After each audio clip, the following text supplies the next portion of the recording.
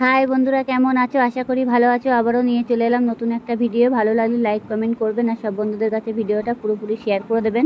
পুরোপুরি ভিডিওটা দেখবেন, টেনে টেনে দেখবেন না, তাহলে কিছুই বুঝতে পারবেন না। যাই হোক, আমি এখানে দেখতেই পাচ্ছ কড়ার ভিতরে আমি জল দিয়ে দিয়েছি। দিয়ে আমি পাস্তা নিয়ে এসেছি দোকান থেকে। পাস্তাগুলো আমি জলটাকে ভালো করে ফুটিয়ে নিয়েছি, নিয়ে পাস্তাগুলো দিয়ে দিয়েছি। দেখতেই পাচ্ছ পাস্তাগুলো অলরেডি ফুটে গেছে। এবার পাস্তাগুলো আমি এখন ভালো করে ফুটিয়ে নেব। ফুটিয়ে নিয়ে একটু সিদ্ধ সিদ্ধ হয়ে যাবে, একটু হালকা সিদ্ধ থাকতে মানে শক্ত রাখতে হবে। পাস্তাগুলো হয়ে গেছে অলরেডি, আমি জল ঝরাতে দিয়েছি। এবার আমি সাদা তেল দিয়ে দিচ্ছি এর ভিতরে। দেখতেই পাচ্ছ কড়াইয়ের ভিতরে সাদা তেলটা দিয়ে দিয়েছি। এবার দিয়ে আমি ভালো করে মাছটাকে ভেজে নেব। যদিও চিংড়ি মাছ দিয়ে আজকে পাস্তা রান্না হবে খুব একটা সুন্দরভাবে, আর বাচ্চারা খেতেও খুবই ভালোবাসবে। আর ঘরে এই রেসিপি করলে পরে বাচ্চারা খেতেও খুবই ভালোবাসে। বাইরের খাবারের থেকে ঘরের খাবার বেশি উপকারী, আর বাইরের খাবারে অনেক কিছু ভেজাল থাকে, তার থেকে ঘরে করে দেওয়াটাই বেটার। যাই হোক, আমার কড়াইটা গরম হয়ে গেছে। কড়াইতে আমি তেল দিয়ে দিয়েছি। কড়াইটার তেলটা আমি এধার ওধার করে নাড়াচাড়া দিয়ে দিয়েছি। এবার আমি চিংড়ি মাছ নিয়ে নিয়েছি। এখানে দেখতেই পাচ্ছ এরকম চিংড়ি মাছ আছে। এবার চিংড়ি মাছগুলো আমি ভালো করে ভেজে নেব। কড়ার মধ্যে দিয়ে চিংড়ি মাছগুলো দিয়ে দিলাম। এবার চিংড়ি মাছগুলো ভালো করে ভেজে নিতে হবে। অবশ্য বড় বড় চিংড়ি মাছ হলে পরে কেটে নিতে হবে, আর ছোটো হলে তো কোনো সমস্যা থাকবে না। ছোটো হলে আবার খোসা ফেলে ভালো করে ছেড়ে নিতে হবে। অবশ্য খোসা সমেত দেবে না, খোসা সমেত দিলে পরে খেতে ভালো লাগবে না আর কোনো টেস্টি পাওয়া যাবে না। যাই হোক, আমি খোসা ফেলে অবশ্য বড় বড় চিংড়ি মাছ আমি তার জন্য কেটে কেটে নিয়েছি। কেটে কেটে নিয়ে ছোটো ছোটো করে নিয়েছি। বেশি বড় চিংড়ি মাছ দেওয়া যাবে না আর কি, পাস্তা ছাড়া চিংড়ি মাছ হয়ে যাবে, তখন একটা মানানসই থাকবে না। যার জন্য আমি কেটে নিয়েছি চিংড়ি মাছগুলো। চিংড়ি মাছগুলো কেটে নিয়ে আমি এখন ভালো করে লবণ হলুদ মাখিয়ে ভালো করে ভেজে নেব। এবার অলরেডি ভাজা হয়ে যাবে, তখন আমি তুলে নেব। যেটি হোক, তার আগে আমি আলুগুলো কেটে রেখেছি, ছোটো ছোটো করে আলুগুলো কেটে রেখেছি। আলুগুলো ভাজবো। চিংড়ি মাছটা আগে ভেজে নিতে হবে ভালো করে। দেখতে পাচ্ছি আমার চিংড়ি মাছগুলো পুরো লাল লাল হয়েও গেছে অলরেডি। চিংড়ি মাছগুলো এবার আমি একটু হালকাভাবে আর একটু ভাজে নেবো। দেখবে যখন যে কড়ার তলায় হালকা লেগে লেগে যাচ্ছে, তখন গ্যাসটাকে কমিয়ে দেবে। গ্যাসটাকে কমিয়ে দিলে পরে আর লাগবে না, আর চিংড়ি মাছগুলো পুরোপুরি ভাজা হয়ে যাবে। যাই হোক, এবার দেখো আমি এখন এটাকে লবণ দিয়ে দিয়েছি অল্প করে। তাও আগে লবণ দেওয়া ছিল, অল্প একটু দিয়েছিলাম। এখন আমি আবারও একটু লবণ দিয়ে দিয়েছি। এবার দিয়ে আমি আবারও একটু ভালো করে একটু লাল লাল করে ভেজে নিতে হবে। চিংড়ি মাছগুলো একটু বেশি ভাজলে পরে গন্ধটাও ভালো বেরোবে, আর একটু লাল করে ভাজাটা বেটার দরকার। যেটিও পাস্তার মধ্যে দেবো, ছাড়া ছাড়া হয়ে গেলে চিংড়ি মাছটা আর বেশি খেতে টেস্টি লাগবে। যাই হোক, এখন আমি নাড়তে থাকি ভালো করে। অবশ্য হালকা হালকা কড়ার মধ্যে হয়ে যাচ্ছে। চিংড়ি মাছ অবশ্য ভাজার সময় কড়ার মধ্যে এরকমই হবে, এ নিয়ে কোনো ভয় পাওয়ার কোনো দরকার নেই। এই যে এভাবে এভাবে করে আমি পাতিয়ে পাতিয়ে দিচ্ছি। পাতিয়ে পাতিয়ে দিয়ে চিংড়ি মাছটাকে আমি আবারও ভালো করে নাড়াচাড়া দিয়ে ভেজে নিতে হবে। এমনি চিংড়ি মাছটা আমার পুরো লাল লাল হয়েও গেছে, দেখতেই পাচ্ছ অলরেডি লাল হয়ে গেছে চিংড়ি মাছটা। আর কড়াইতে যে তেল আছে, আমার বেশি তেল দেওয়াও লাগবে না। এবার যে আলুগুলো ছিল, চিংড়ি মাছটা তুলে নিয়েছি, আলুগুলো ছিল, এবার আলুগুলো দিয়ে দেবো। এই যে ছোটো ছোটো করে আলুগুলো কেটে নিয়েছি। আলুগুলো ভালো করে খোসা ফেলতে হবে। খোসা ফেলে ভালো করে ধুয়ে নিতে হবে। ধুয়ে নিয়ে একটু জল ঝরা দিতে হবে, যাতে আলুতে কোনো জল ভাবটা না থাকে, সেরকমভাবে ধুয়ে নিতে হবে। নিয়ে আমি এখন হালকা একটু লবণ দিয়ে দেবো। আলুগুলো ভালো করে ভেজে নেব।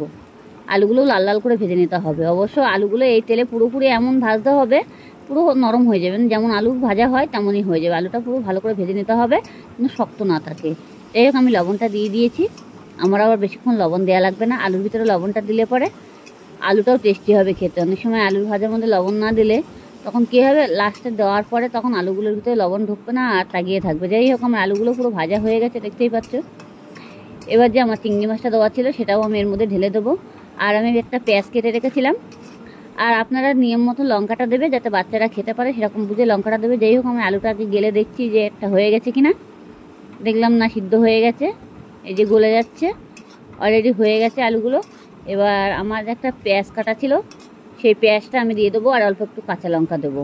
এই যে 2 পিস কাঁচা লঙ্কা দিয়েছি, আর একটা পেঁয়াজ দিয়েছি, বেশি কিছু দেওয়া লাগবে না অবশ্য। এবার পেঁয়াজটা আমি আলুর সাথে ভেজে নেবো। পেঁয়াজটা দিলে পরে টেস্টি হবে একটু খেতে। আর বেশি পেঁয়াজ না ভাজলেও চলবে, এমনিতেই পেঁয়াজ তেলের উপর দিলে নরম হয়ে যাবে। যার জন্য আমি পেঁয়াজটা আগে দিইনি, আলুগুলো ভাজার পরে তারপর আমি পেঁয়াজটা দিয়ে দিয়েছি। এবার পেঁয়াজটা দিয়ে আমি এখন ভালো করে একটু নাড়াচাড়া দিতে হবে।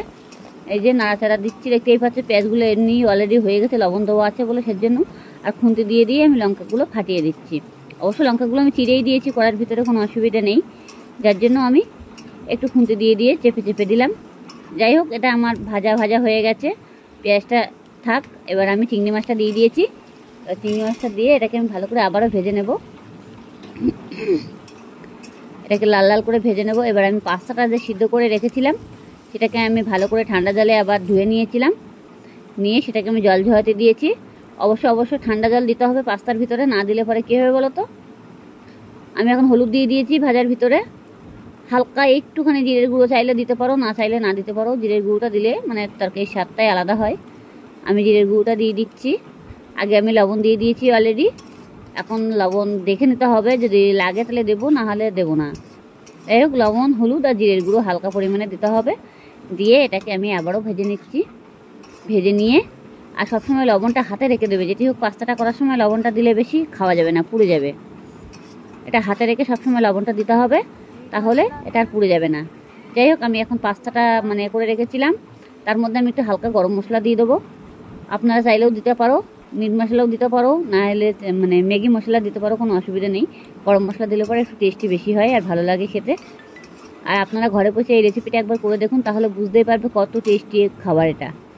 যাই হোক, এটা আমার ভাজা হয়ে গেছে। আমি একটু অল্প তুলে নিচ্ছি, যেটি হোক এটা ভাতের সাথে ছেলে খাবে, সেই জন্য অল্প করে তুলে দিলাম। এবার এইটার মধ্যে আমি এখন পাস্তা দিয়ে দেবো।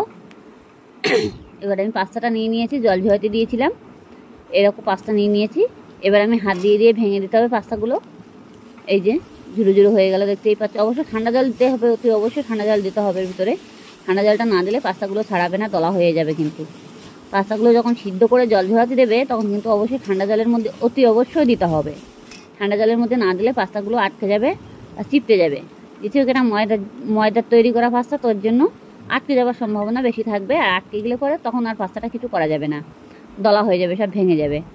যার জন্য ঠান্ডা জল দিয়ে এটাকে ভালো করে ধুয়ে জল ঝরা দিতে হবে। এটাকে আমি এখন দিয়ে দিয়েছি এই সবজিগুলোর ভিতরে, চিংড়ি মাছ আর আলুর মধ্যে দিয়ে এখন এটা ভালো করে ভেজে নেব। এটা ভাজতে হবে। মনে হচ্ছে যে কড়াইয়ের ভিতরে লেগে যাচ্ছে, কিন্তু কড়াইয়ের ভিতরে এটা লাগবে না। হালকা যখন পুরো টুয়ে হয়ে যাবে তখন পুরো ছেড়ে দেবে। আর এটা ভাজতে ভাজতে অলরেডি হয়ে যাবে। আমি এটা লঙ্কা তুলে নিলাম, যেটি হোক ছেলেটার ভাত দিয়ে দেওয়া যাবে সেই জন্য। আর অবশ্য বেশি লঙ্কা দেওয়া লাগে না এতে, আর বেশি লঙ্কা দিলে পরে বাচ্চারা খেতে পারবে না, সেই কারণে। এই যে দেখতেই পাচ্ছি আমার অলরেডি পাস্তাটা হয়েও গেছে, একদম পুরোপুরি পাস্তা রেডি হয়ে গেছে। এই দেখো, আমি একটা এখন মানে ছেলের টিফিনের জন্য এটা গুছিয়ে নেব। দেখতেই পাচ্ছ কড়ার মধ্যে লাগার কোনো ছিন নেই, আর গোটা গোটাই আছে। আর মানে কোনো ঝুড়ো হয়ে গেলে হবে না, ঝুড়ো ঝুড়ো হয়ে গেলে মানে খেতে পারবে না আর কি, একদম মানে বাজে হয়ে যাবে। যাই হোক, আমি একটু পাতিয়ে পাতিয়ে দিলাম যাতে একটু জালটা মানে লাগে আর কি। হালকা করে গ্যাসটা কমিয়ে দিচ্ছি। আমি এখন দেখে নিচ্ছি পাস্তাটা হয়ে গেছে কি না। দেখলাম না, হয়ে গেছে পাস্তাটা, এটা আর কোনো নেই। পাস্তাটা পুরোপুরি আমার কমপ্লিট করা হয়ে গেছে। এবার আমি একটু হালকা করে মানে করে দেবো, একটু জালটা দিয়ে নেবো কড়ার তলায়, যাতে একটু হালকা হালকাভাবে যাতে একটু হয়ে যায় আর কি। এমনিতেই হয়েই গেছে পাস্তা, দেখতেই পাচ্ছ। আর এটাতে বেশি মানে ঝামেলা নেই পাস্তা করার জন্য। আর বাচ্চারা খেতে এত ভালোবাসে পাস্তা, ম্যাগি, এইসবগুলো তো বাচ্চারা বেশি ভালোবাসে। ঘরে বসে করুন, ভালো লাগলে লাইক কমেন্ট করবেন, আর সব বন্ধুদের কাছে ভিডিওটা পুরোপুরি শেয়ার করে দেবেন।